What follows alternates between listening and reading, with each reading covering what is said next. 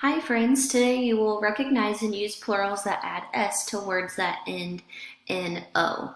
So let's take a look at the directions and then we'll jump right in. Make and write plural forms of words. Make the plural form with S and ES in the three-way sort to the right. Okay, so we're looking at our three-way sort. Over here is the singular form of the word zero, okay? And then here we have zero with an S on the end, zeros. And then we have zeros with ES on the end. Both of these spellings for the plural form are correct. And there are some words that have two versions of the plural form spelling, and there are words that only have one way.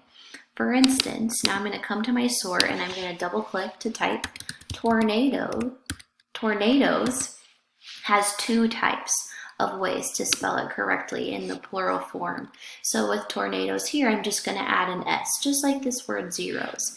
And then I'm going to add ES in this column, just like this word zeros here with ES on the end.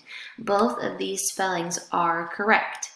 Now, if I go down to tacos, the only correct form or plural form of the word tacos is just by adding an S. You cannot add an ES because it is incorrect, okay?